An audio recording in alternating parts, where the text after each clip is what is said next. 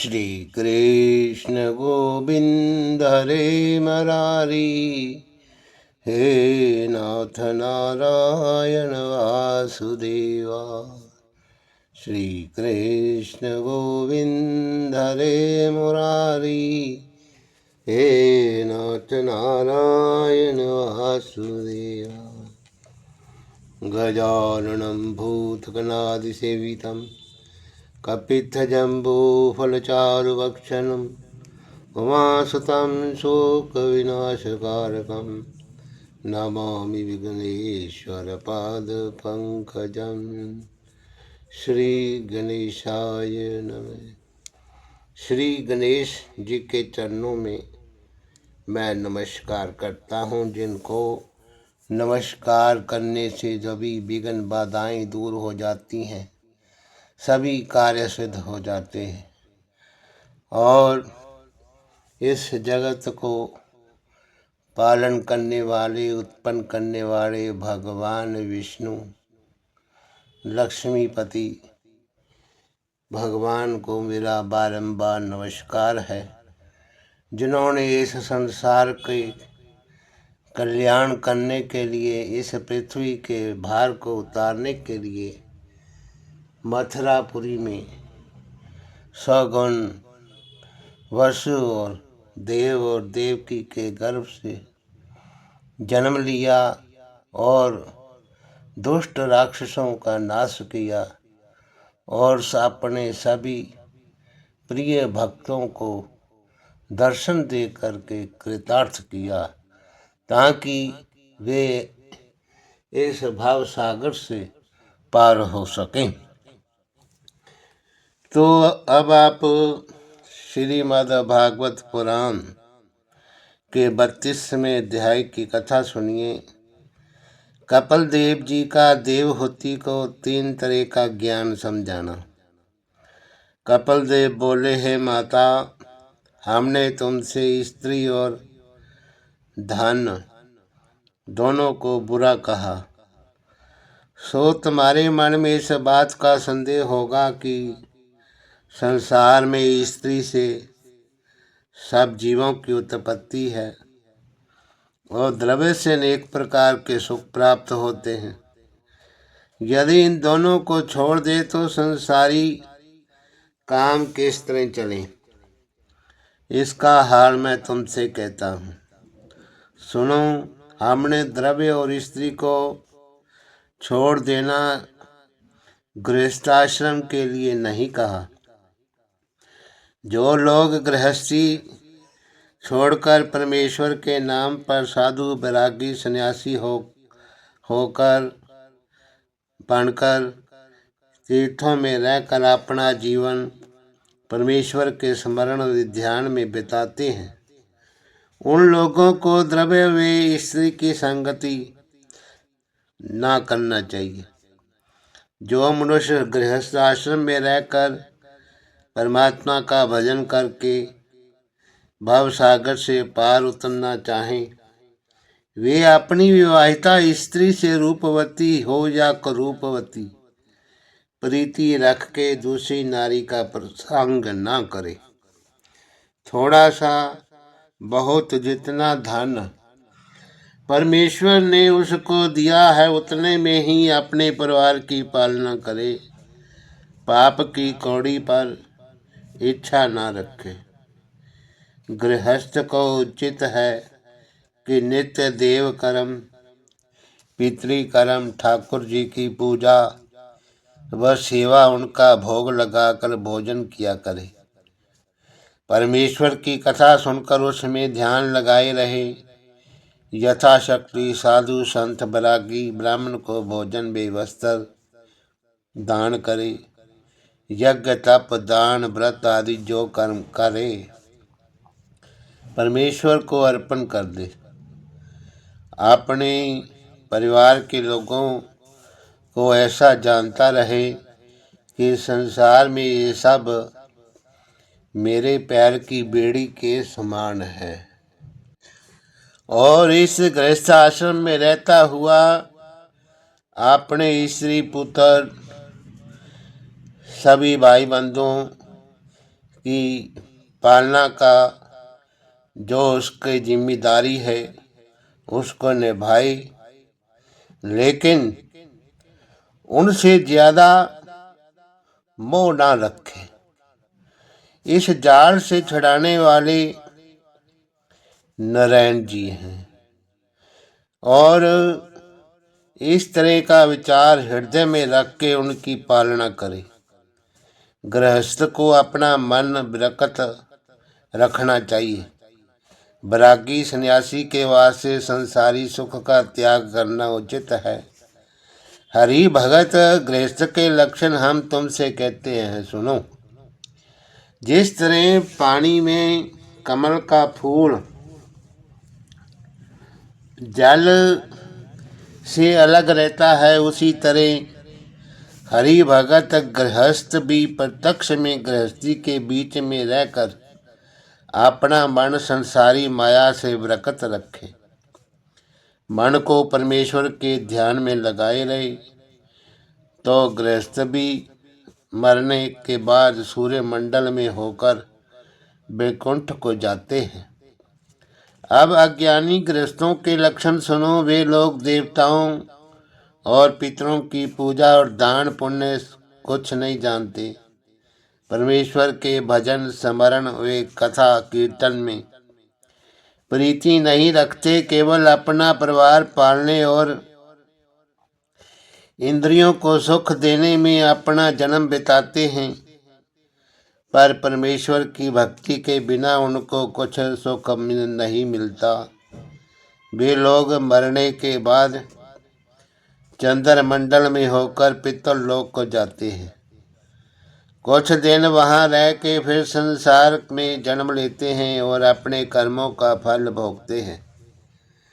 उत्तरायण सूर्य शुक्ल पक्ष में दिन के समय मरने वाला मनुष्य सूर्य मंडल में होके वैकुंठ को जाता है और दक्षिणायन सूर्य कृष्ण पक्ष में रात्रि के समय मरने वाला मनुष्य चंद्रमंडल के रास्ते से होकर देवलोक में जाते हैं। वहाँ का सुख अपने कर्मानुसार भोगकर उनको फिर संसार में जन्म लेना पड़ता है। पापी मनुष्य नरक में रहने के बाद 84 लाख योनियों में जन्म पाके दुख भोग करते हैं। जब तक मनुष्य इंद्रियों का सुख नहीं छोड़ता तब तक उसका शरीर अंगूठे के प्रमाण बना रहकर आवागमन के चक्कर में फंसा रहता है। मुक्त हो जाने से उसका शरीर छूट जाता है, फिर संसार में जन्म नहीं लेता। हे माता, इसके सिवा मुक्त होने का और एक हाल कहता हूँ, सुनो। मेरी राजसी भक्ति करने वाले मनुष्य कई जन्म में मुक्त होते हैं और सात्विकी भक्ति करने वाले मरने के बाद पहले ब्रह्मलोक में जाता है। अवधि बीतने पर वहाँ से गिरकर दूसरे जन्म में मुक्ति पाता है। निर्गुण भक्ति करने वाले मनुष्य तन छोड़ के सीधे वैकुंठ धाम को चले जाते हैं। इनके सिवा और 3 मार्ग मुक्त होने के हैं, सुनो। जो मनुष्य अपनी जाति अनुसार जैसा वेद शास्त्र में सब वर्णों का धर्म लिखा है कर्म करके बुरे कामों से न्यारा रहे, बचा रहे। दूसरे जो कोई परमेश्वर की पूजा वे स्मरण प्रेम के साथ करे। तीसरे जो मनुष्य परमेश्वर का चमत्कार सब जीवों में एक साथ देखे और किसी के साथ शत्रुता ना रखे तो वे लोग भी मुक्ति पदवी को पहुँचते हैं। जिस तरह युख के रस में मिश्री शक्कर और गुड़ बनता है किंतु जड़ तीनों की युख है, उसी तरह भक्ति पूजा व योगी आदि अलग अलग रास्ते हैं किंतु सब मार्गों से पहुँचने का ठिकाना नारायण जी के चरण हैं। सो हे माता, गृहस्थ ब्रह्मचारी वानप्रस्थ सन्यासी योगी यति कोई भी होवे, जिसे परमेश्वर के चरणों में प्रीति है वे मुक्ति पाता है। जो मनुष्य परमेश्वर से प्रेम नहीं रखता उसके पिछले जन्मों का पाप उदय हुआ जानना चाहिए। वे अमृत छोड़कर समुद्र का खारा पानी पीकर उसमें मीठा स्वाद ढूंढता है। जिस तरह सूकर को भी घी और चीनी खिलाओ तो उसे अच्छा मालूम नहीं होता, विष्ठा प्यारा लगता है। उसी तरह जिस तरह परमेश्वर की कथा व कीर्तन हरि भगत लोग कहते हैं, उस जगह से वे अधर्मी उठकर चुगली और कुकर्म करने वालों की संगति में आनंद से बैठता है। हे माता, मेरे चरणों में प्रीति करने वाले का मन संसार में बुरे कामों से अलग होकर उसे अपना भला बुरा दिखाई देता है। मैंने ये सब ज्ञान जो तुमसे कहा इसको कभी ना भूलना। इस ज्ञान को स्मरण रखने से तुम्हें इस विमान के छोड़ने का और करदम जी के और मेरे वियोग का दुख नहीं होगा। कलयुग में लोग इस ज्ञान को सुनकर इसी के अनुसार काम करके भावसागर पार उतर जाएंगे। इस ज्ञान के प्रताप से तुम भी मुक्ति पाओगी। तो अब आप 33वां अध्याय की कथा सुने।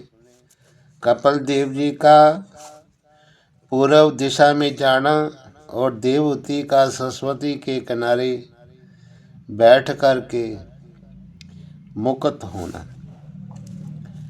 तो मैत्रेय ऋषि ने कहा, है विदुर जी, देवहूति ने ये ज्ञान सुन के कपिल देव जी को दंडवत करके विनती की, है दीनानाथ, तुम्हारे उपदेश के प्रताप से मुझको संसारी मोह माया और करदम जी के वियोग का दुख सब छूट गया। आप ऐसे जगत को उत्पन्न करने वाले त्रिलोकीनाथ नारायण ने मेरे गर्भ में वास किया, इसलिए मेरा ज्ञान छूट गया। अब मुझे गृहस्थी की इच्छा नहीं रही। महाप्रलय के समय ब्रह्मा आदि देवता तुम्हारी माया में समाकर नष्ट हो जाते हैं। वे माया तुम्हारे रूप में मिल जाती है। आप अविनाशी पुरुष बालक रूप अंगूठे के प्रमाण होके अकेले बरगद के पत्ते पर शीर समुद्र में शयन करते हैं। अवतार धारण करना तुम्हारी इच्छा पर है। आप जिस समय जैसा रूप चाहें वैसा धारण कर सकते हैं। जिस तरह पहले आपने बराह, मत्स्य, कच्छप, नृसिंह, वामन आदि अवतार अपनी इच्छा से धारण किए और हरिभक्तों को अपनी लीला दिखाई और दिखा करके वैकुंठ चले गए थे, उसी तरह अब भी आपने कृपा करके मेरे गर्भ से उत्पन्न होकर मुझे ज्ञान सिखाया। ज्ञान रूपी औषध देकर संसार रूपी मेरा भारी रोग छुड़ाया। इतनी कथा सुनाकर मैत्रेय ऋषिवर ने कहा कि हे विदुर, देवहूति की ये स्तुति सुन के कपिल देव जी बोले, हे माता, तुम इस सूर्य रूपी ज्ञान को बहुत उत्तम जान के सदा याद रखना और सब किसी से मत कहना। जिस से सूर्य के प्रकाश से अंधकार दूर हो जाता है, उसी तरह ये ज्ञान याद रखने से मनुष्य की अज्ञानता छूट जाएगी। गुरु, ब्राह्मण, साधु, वैष्णव और हरि भक्तों को ये ज्ञान सुनाना। अधर्मी, मूर्ख, चोर, लोभी, मिथ्यावादी, चुगलखोरों से मत कहना। जो मनुष्य गुरु और परमात्मा से विमुख रहे, दूसरे का उपकार न माने, दूसरे गुरु की बात पर विश्वास न करे और उसको भी ये ज्ञान सुनाना नहीं चाहिए। ये बात कहकर कपिल देव जी बोले, हे माता, अब मैं गंगा सागर को जाता हूँ। तुमको जिस वस्तु की चाह हो सो मांग लो। ये सुनकर देवहूति ने ये विनय किया, महाराज, जिसके तुम्हारे सदृश त्रिलोकीनाथ पुत्र पैदा हो, उसको फिर किस वस्तु की इच्छा रहेगी। अपनी माता का ये वचन सुन के कपिल देव मुनि पूर्व दिशा की ओर चले गए। देवहूति ने अपना मन संसारी माया से बरकत करके विमान आदि को उसी जगह में छोड़ दिया और सरस्वती नदी के किनारे बैठकर नारायण जी का सिमरण करके सच्चे मन से वे ध्यान लगाकर प्रभु चरणों का सिमरण करने लगी। ध्यान करते करते उनका शरीर जल के समान बह के सरस्वती नदी में मिल गया और चैतन्य आत्मा मुक्ति पदवी पर पहुंची। जब कपिल देव जी समुद्र के किनारे गंगा सागर में पहुंचे, तब समुद्र ने विधि पूर्वक उनकी पूजा, परिक्रमा और स्तुति करके उन्हें बैठने के लिए आसन दिया और वे इस वास्ते वहाँ बैठकर योगाभ्यास करने लगे कि कलयुग में मनुष्य योग व तप नहीं कर सकेंगे। उनको मेरे दर्शन से योगाभ्यास करने का फल प्राप्त हो। इतनी कथा सुनाकर सुखदेव जी ने कहा, हे राजन, जो सांख्य योग ज्ञान कपिल देव मुनि ने देवहूति से वर्णन किया था, वही ज्ञान मैंने तुमको सुनाया। सांख्य योग का तत्व यही है कि आत्मा को अविनाशी और अपने शरीर का नाश समझ के अपना मन संसारी माया में ना लगावें।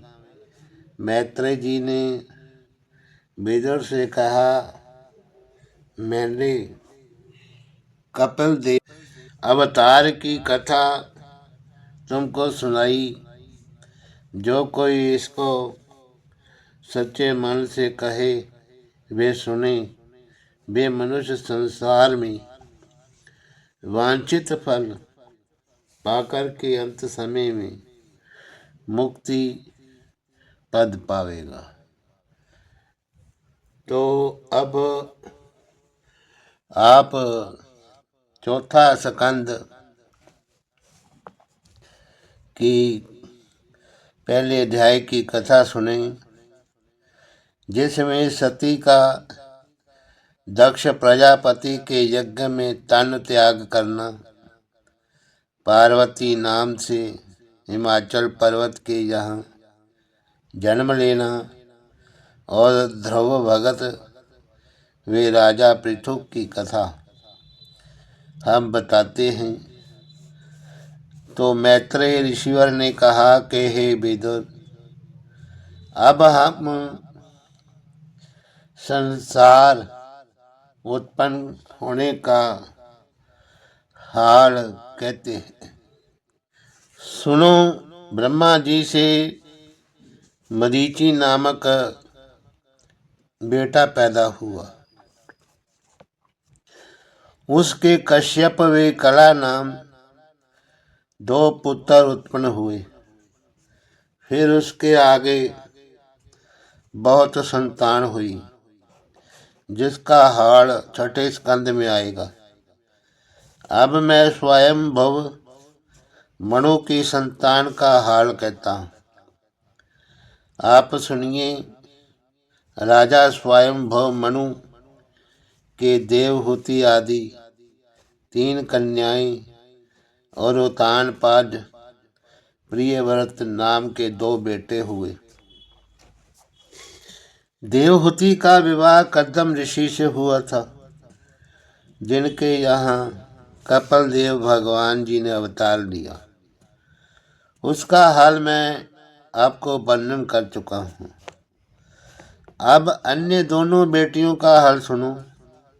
एक कन्या का विवाह दक्ष प्रजापति से और दूसरी बेटी का विवाह रुचि प्रजापति से स्वयंभू मनु ने कर दिया। रुचि प्रजापति के उस कन्या के से अत्रि नाम का बेटा उत्पन्न हुआ और अत्रि से 3 बेटे हुए। इतनी कथा सुनकर विदुर जी ने मैत्रेय ऋषिवर से कहा, महाराज, तीनों बेटे के उत्पन्न होने का हाल बताइए। तब मैत्रेय जी बोले, हे विदुर जी, अत्रि ने भी ब्रह्मा जी की आज्ञा से संसार उत्पन्न करने की इच्छा रख के मन में ऐसा विचार किया कि मेरे पुत्र को भी संसारी जीव उत्पन्न करना होगा। इस वास्ते पहले परमेश्वर का तप करके पीछे से संतान उत्पन्न करें जिसमें वे धर्मात्मा हो। ऐसा विचार करके अत्रि मुनि ने अपनी स्त्री अनुसुईया समेत तप करना आरंभ किया, पर किसी देवता का नाम ना लेकर कर्ता कहकर तप करते थे। जो 100 साल तप करके बीत गए तब ब्रह्मा, विष्णु और महादेव जी तीनों देवताओं ने जाकर अत्रि मुनि से दर्शन दिया। मुनीश्वरों ने तीनों देवताओं की पूजा और स्तुति करके कहा, महाराज, मैंने तो देवता का तप किया था, आप 3 देवताओं ने किस वास्ते मुझे दर्शन दिया? अब मैं अपनी कामना किससे मांगूं? ये वचन सुनकर विष्णु भगवान ने अत्रि मुनि को उत्तर दिया कि तुम तप करते समय कर्ता का नाम लेते थे। हम तीनों देवता कर्ता हैं। एक एक काम उत्पत्ति, पालन और नाश जगत का करते हैं। हम लोगों ने आदि ज्योति निरंकार की महिमा से जन्म पाया है। निर्गुण निरंकार किसी को अपना दर्शन नहीं देते। उन्हें कोई आँख से देख नहीं सकता, पर जगत का सब काम उनकी आज्ञा अनुसार हम लोग करते हैं। अपने अपने काम पर जिसका वर्णन ऊपर हो चुका है उनकी ओर से वर्तमान है। जो तुम्हें इच्छा हो सो हम लोगों से वरदान मांग। ये वचन सुनते ही अत्रि मुनि ने दंडवत करके उनसे वरदान मांगने को कहा। महाराज, मैं भाग्यवान व धर्मात्मा पुत्र चाहता हूँ। तब ब्रह्मा, विष्णु और महादेव जी अत्रि मुनि को उनकी इच्छा अनुसार वर दे के अपने अपने लोक चले गए। अत्रि मुनि के जहाँ दत्तात्रेय विष्णु भगवान की कृपा से, दुर्वासा महादेव के आशीर्वाद से और चंद्रमा ब्रह्मा की दया से तीनों पुत्रों ने जन्म लिया। उनमें दुर्वासा बड़े क्रोधी आंख खोलकर उत्पन्न हुए। दुर्वासा, चंद्रमा और दत्तात्रेय से बहुत संतानें हुई। उनका नाम संस्कृत भागवत में लिखा है। इतनी कथा सुनाकर मैत्रेय ऋषिवर ने कहा, हे विदुर, स्वयंभुव मनु की दूसरी कन्या का हाल भी क्या हाल है, उसके बारे जो रुचि प्रजापति से ब्याही गई थी तुमको सुनाया। अब तीसरी बेटी जो दक्ष प्रजापति से ब्याही थी उसकी संतान का हाल सुनो। दक्ष प्रजापति के उस स्त्री से 60 कन्याएं हुई। उनमें सती नाम की कन्या का विवाह महादेव जी से हुआ था। अब चौथे स्कंद के दूसरे अध्याय की कथा सुनिए। तो विदुर जी ने इतनी कथा सुना के मैत्रेय ऋषिवर से कहा कि हे महाराज, सती जी ने अपना तन किस तरह त्याग किया था उसका हाल वर्णन कीजिए। मैत्रेय ऋषिवर ने कहा कि सती जी का विवाह होने के बाद एक दिन महादेव बहुत से देवताओं व ऋषिवरों समेत ब्रह्मा जी की सभा में बैठे थे। उस समय दक्ष प्रजापति वहां पे आए। सो सब ने उठ के उनका बड़ा आदर से सत्कार किया। पर उस समय शिव जी ने जो अपनी आंख बंद किए थे, परमेश्वर के ध्यान में मगन थे, वे नहीं उठे। उन्होंने दक्ष प्रजापति को दंडवत भी नहीं किया। इसी कारण दक्ष ने क्रोध करके कहा कि इनको लोग ज्ञानी तपस्वी सत्यवादी कहते हैं।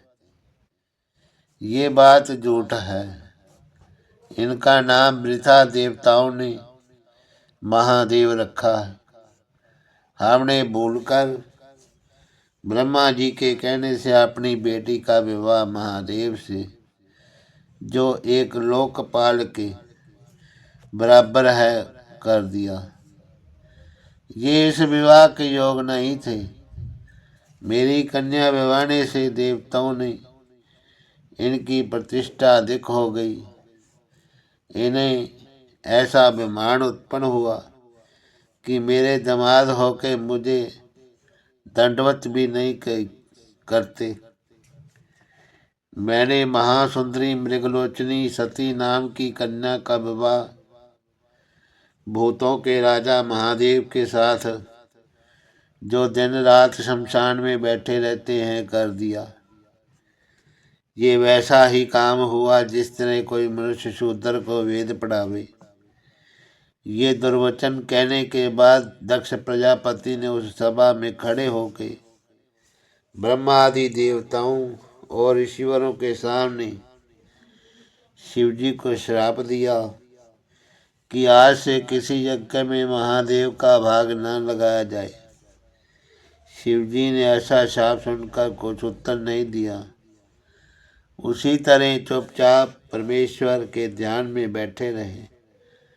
तो जब दक्ष ऐसा शाप देकर के अपने महल में चले गए, तब नंदीगण ने विचारा कि देखो, शिव शंकर भोलानाथ हमारे स्वामी को बिना अपराध इस ब्राह्मण ने श्राप दिया, इसलिए मैं भी ब्राह्मण को श्राप दूंगा।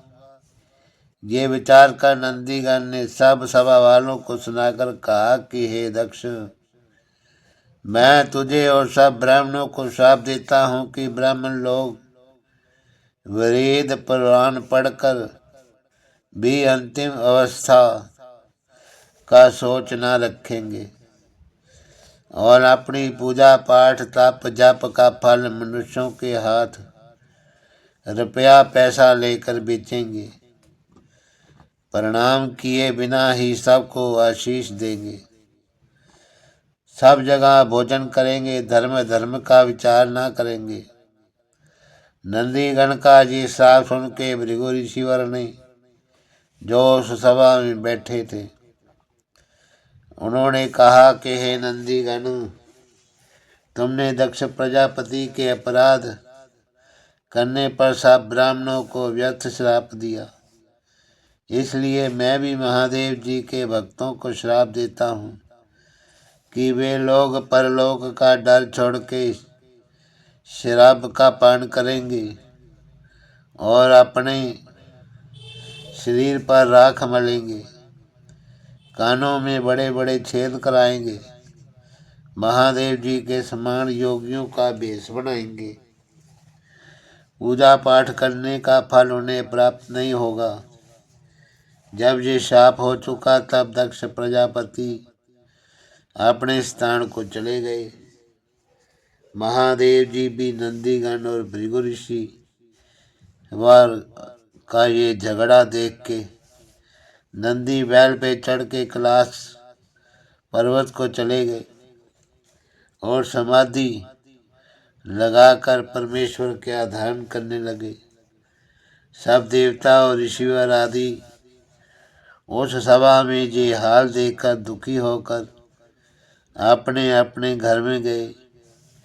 दक्ष प्रजापति ने अपने घर पहुंचकर ये विचार किया कि मैंने देवताओं ब्राह्मणों की सभा में ऐसा श्राप दिया कि महादेव को कोई भाग यज्ञ में ना निकाले, पर इस बात का आरंभ करके पहले मुझे करना चाहिए। जब हम अपने घर यज्ञ करके सब देवताओं ऋषिवरों और ब्राह्मणों को बुलाकर महादेव को यज्ञ में भाग न देंगे तब अधिक अपमान होगा और कोई मनुष्य भी यज्ञ में उनका भाग न निकालेगा। ऐसा विचार करके दक्ष प्रजापति ने यज्ञ में तैयारी करके सब देवताओं दैत्यों और ऋषिवरों को नेवता भेज दिया